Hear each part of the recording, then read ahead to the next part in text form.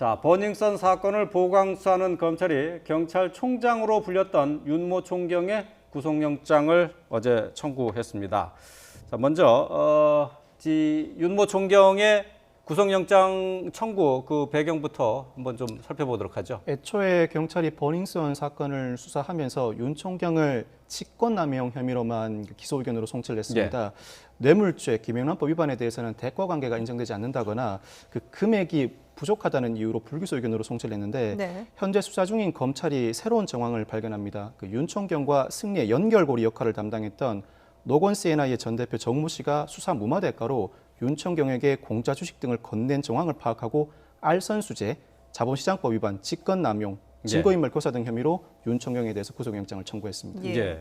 그 경찰 조사가 이루어질 당시에도 사실 윤 총경이 이번 그 버닝썬 사건의 핵심 인물이다 이렇게 꼽혔었는데 너무 좀 수사가 미진한 게 아니냐, 그래서 봐주기 수사가 아니냐 이런 논란이 있었거든요. 지금 검찰은 보강 수사를 하면서 구속영장까지 청구를 했어요. 네, 뭐 지금 이제 드디어는 뭔가 버닝썬에 대한 실체가 드러나는 거 아니냐 이런 기대를 사실은 하게 됩니다. 당시에 이제 버닝썬 안에서 김상규 씨라는 자가 폭행을 당했다. 그런데 이제 폭행을 한 이유가 성추행 때문이다. 뭐 이런 종류의 이제 혐의를 들어가지고 당시에 김상규 씨는 성추행 혐의로 기소 의견으로 송치가 되고서는 그리고는 그 당시에 이제 버닝썬과 연관된 사람들은 사실은 그 누구도 책임을 지지 않았던 것이 지금 기억이 납니다. 그렇기 때문에 지금 말씀하신 대로 이제 뭐 승리나 YG까지 여러 이제 혐의들을 가지고 이제 조사를 해봤는데 성매매 알선 같은 것도 다 입증이 안 되고 무혐의가 나고요. 그리고는 아까 말씀하신 대로 윤 총경이라는 이제 경찰은 아마도 이제 추정컨대 뒤를 봐주기 위해서 뇌물을 받지 않았을까. 그래서 이제 이야기가 됐던 게 식사 대접을 받고 골프장을 갔는데 그런 이제 비용은 사실은 뇌물이라고 보기 어렵다. 이렇게 이제 경찰이 결론을 내면서 무혐의 처분을 했어요. 왜냐하면 김영란법에 100만 원 이상이 아니기 때문에 그건 뇌물이 아니다라고 이제 결론을 냈던 거죠. 그래서 많은 사람들이 이 사건을 보면서 이게 어떻게 문제 제기를 한 김상규 씨만 송치가 되고 나머지는 전부 무혐의 처분이 되느냐 하는 데서 아주 격분했던 이런 이제 사건입니다. 자, 이 봐주기 수사 논란은 국정감사에서도 제기가 됐었는데요. 민간용 경찰청장이 이와 관련해서 한 얘기가 있습니다. 자, 윤 총경 의혹에 대해서 경찰에 미진했던 수사 부분에 대해서 국감장에서 의원들의 질의가 있었는데요. 잠시 그 내용을 좀 보고 가도록 할까요?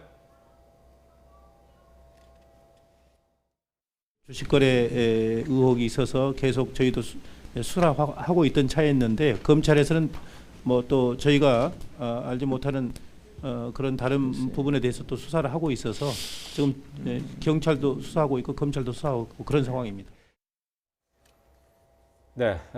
경찰에서 수사했을 때는 유흥업소의 단속을 봐주는 것으로 해서 직권남용 혐의로만 이렇게 기소 의견으로 검찰에 송치가 됐었는데요.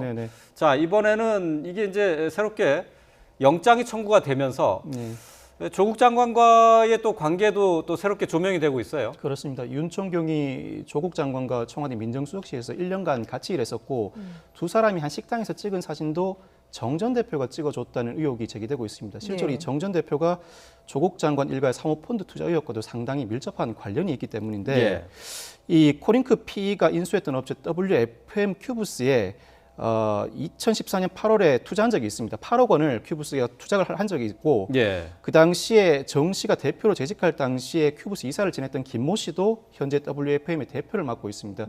조국 장관이 거론될 수밖에 없는 상황이 서로 연결고리로 이어져 가고 있는 것이죠.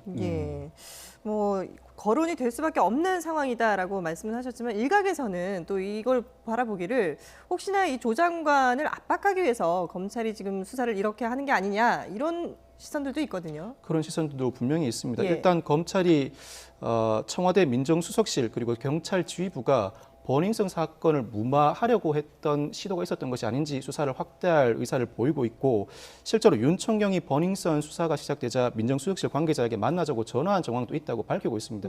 상황에 따라서 윤 총경이 신병이 확보될 경우에는 그 수사의 범위가 상당히 확대될 여지도 있는데 그렇다고 하더라도 지금 당장 조국 장관과의 이 사건과 연관성이 명백하게 밝혀지지 않은 상황에서 불필요하게 조국 장관이 거론되고 있고 수사 확대를 전제로 조국 장관의 이름이 계속해서 언급되고 있는 것은 부적절하다는 지적도 분명히 있습니다. 예.